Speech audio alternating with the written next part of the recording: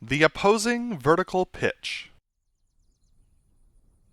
This video covers the opposing vertical pitch from the number 5 lead solo perspective.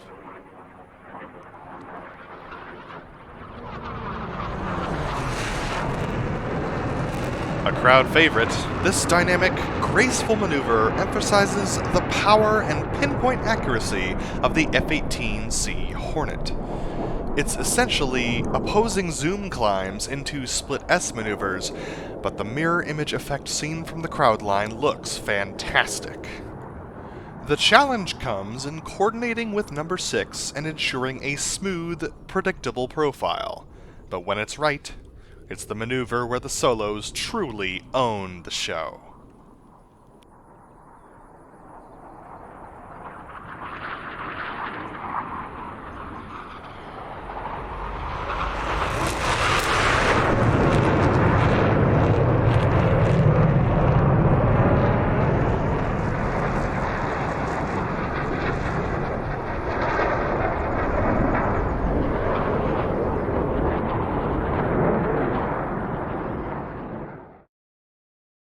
Briefing.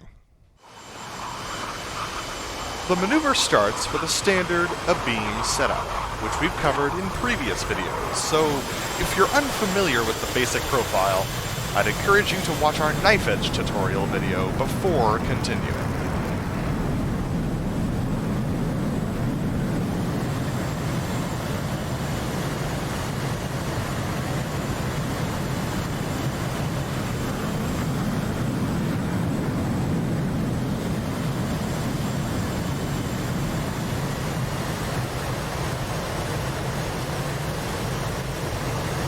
At 1 nautical mile from center point, number 5 calls for smoke on and add it up. Both pilots then select full right afterburner, and then, crossing center point, pull into an aggressive 60-degree climb. On 5's call, both aircraft roll inverted and begin a gentle pull over the horizon with their throttles in idle position.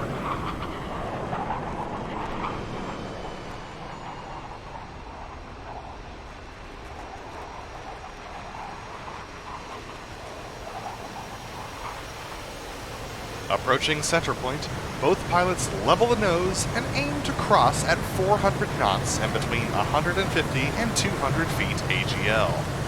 Crossing center point, both aircraft execute simultaneous opposing 360-degree rolls before clearing behind the crowd to set up for the inverted tuckover roll. There's a lot of numbers to nail and even more to communicate to number 6. So let's get into it.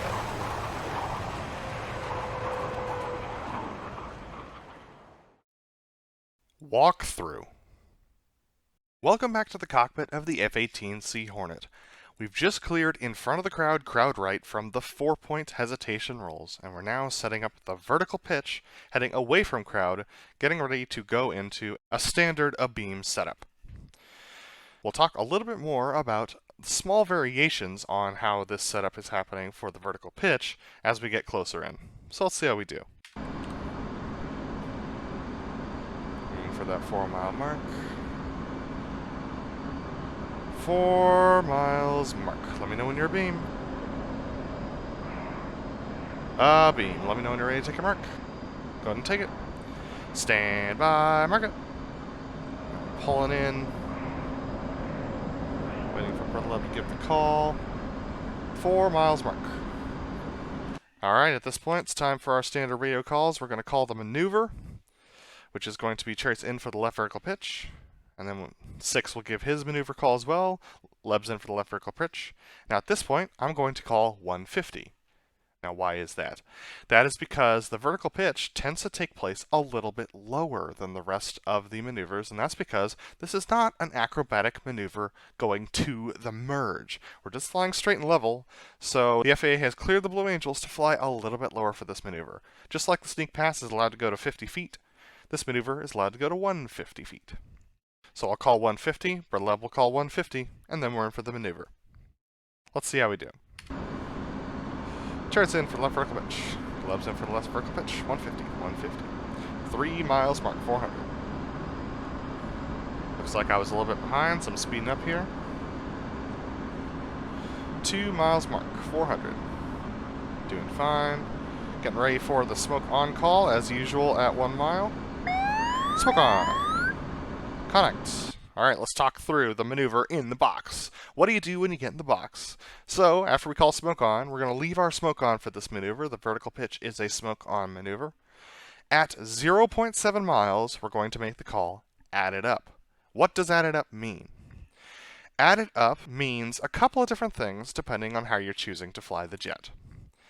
In DCS world, smoke does not turn off when you light your afterburners. This is a nice little bit of unrealism that allows us to keep our smoke on while we're in afterburner. It gives us a little bit more room with how we adjust our speed. But for the real Blue Angels, the smoke comes out of the left nozzle on the back of the aircraft, which means that in order to increase speed past military power, the Blue Angel Solos have to throw the right engine into afterburner while leaving the left engine out of afterburner so it doesn't burn up the smoke. So if you're doing it that way, you need to make sure to have unlinked your throttles at this point, at which point, when you call add it up, you're going to add the left throttle up to military power and the right throttle to full afterburner, at which point you will need some right rudder to correct for the adverse yaw that is going to occur due to the imbalance of the engine thrust. Here in DCS, I tend to fly with linked throttles because we have the benefit of not having our smoke extinguish when we are on burner. And since we don't use any mods for our particular airshow, I can get away with that. But that does mean that I can't just chuck the right throttle into full burner. So the adjustment that we have made is when we call add it up at 0.7 miles, we chuck our burners into first stage afterburner, which gives us a fairly representative speed when we cross at center point to enter the vertical pitch. So at 0.7 miles, we'll call add it up, add it into first stage with both engines, or full mill with left and full burn with right, at which point we'll be heading towards center point. At center point, we'll call ready, hit it, and we'll pull full aft stick to 60 degrees. And we'll talk a little bit more about what happens after that point. So here we come. Add it up. First stage. A little bit of nose forward. And ready, hit it. Pulling to 60. 60. So I just gave a sugar call of 60 to let Brother Leb know when I have hit 60 degrees. As you can see, I overshot a little bit, but a little bit of nose forward and then nose back will correct us back to 60 degrees. At which point, we are looking for 4.5 thousand or 4,500 feet. At which point, we're going to initiate a slow left roll to inverted. During this roll, the aircraft is going to want to pull to the left. You'll see the heading tapes start to walk to the left. So a little bit of drive in the roll will help keep us aligned with our ideal crowd left heading of 064. So that's something you have to keep in mind as you're doing the roll. You don't want to end up too far crowd left, otherwise you are inboard of show line, which means that you could have a crowd violation. But also, the maneuver's not going to look very good when you're that far off of the center line. So, do your best to try and keep it on the crowd left heading while you're doing the roll. When you watch our shows, you will hear me give the sugar style. It's not really a sugar call, because they do call the roll in the Blue Angels, but a sugar style call of roll and pull. And the reason why I do that is because Brother Leb and I are both musicians, and so basically I'm telling Brother Leb through the completion of a fifth and then a fourth interval, which completes an octave, the pace at which I am rolling. And that pace can vary depending on atmospheric conditions, so giving Brother Leb that indication of roll speed allows him to more easily sync up his rolls with mine.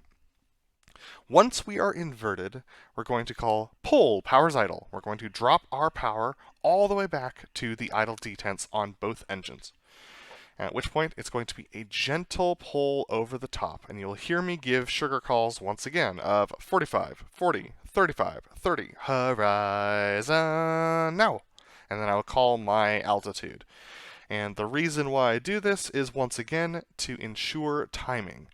Brother Leb and I have yet to adjust to a particular G over the top. We're not quite that consistent. And we actually haven't been able to figure out what the ideal G over the top is. But as we go back and watch some of our replays and watch some of our shows from the past, we might figure out a G that we particularly like. But if anyone knows what the proper G setting is, or alpha setting, either one for going over the top for the blues, please let us know. But up to this point, I'm just giving Brother Leb some ladder calls to let him know what my ladder's looking like and how close I am to arriving at horizon line. So let's watch that in action. Stand by, roll, and pull. Power's idle. 45, 40, 35, 30. Horizon. Now 8.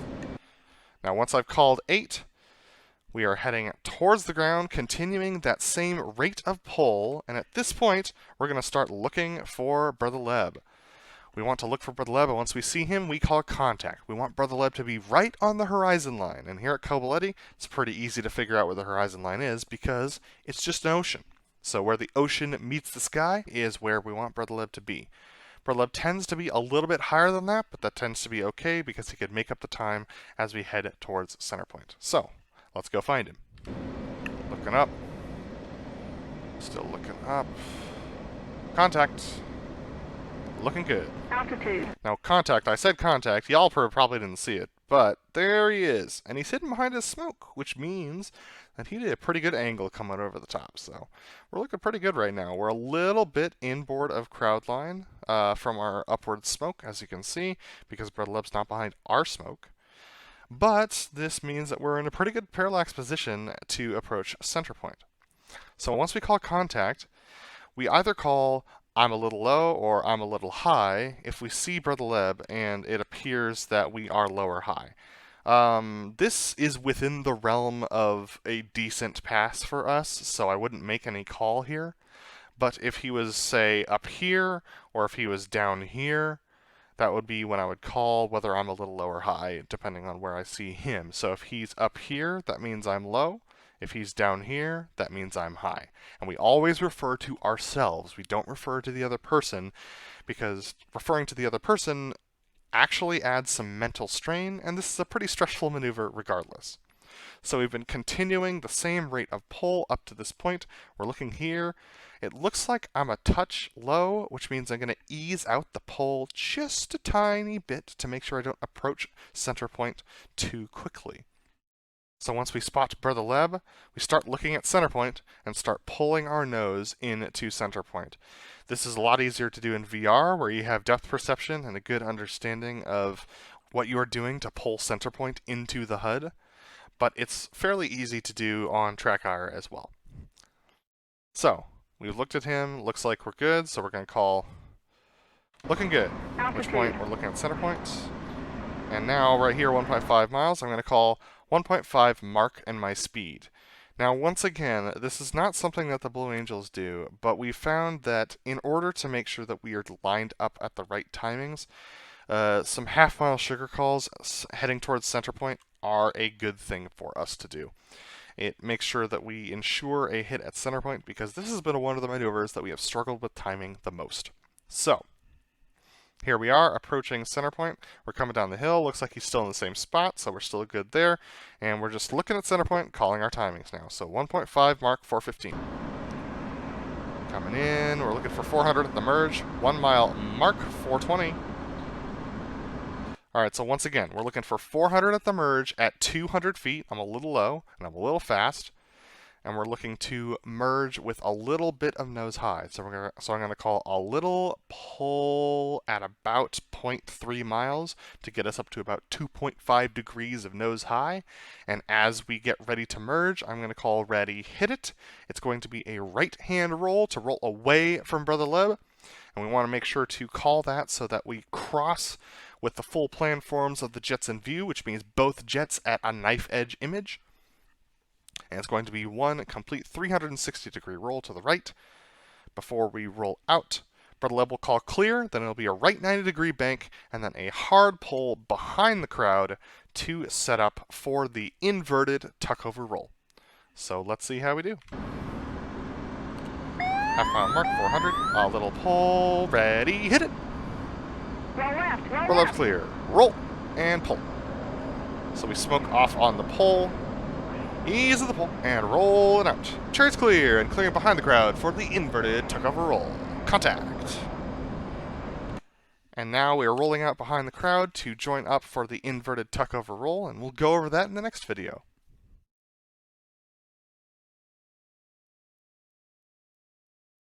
Now it's time for a demonstration from that same Cobility show that we've been using from a couple of months ago. Keep your eyes on the adjustments we make as we come down the hill to try and set up the hit exactly at center point. 4 miles mark. Let me know when you're beam.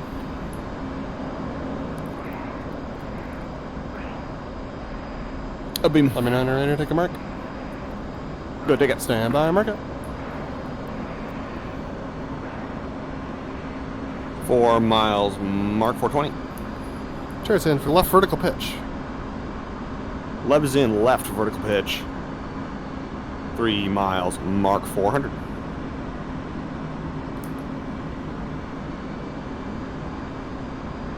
Two miles mark, 400.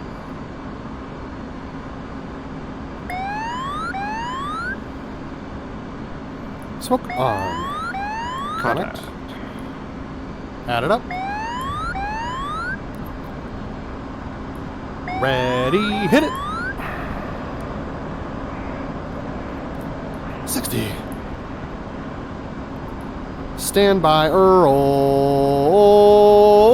and pull. Power's idle. 45, 40, 35, 30. Horizon. Now 80. 80. Bringing in a little more. Pull.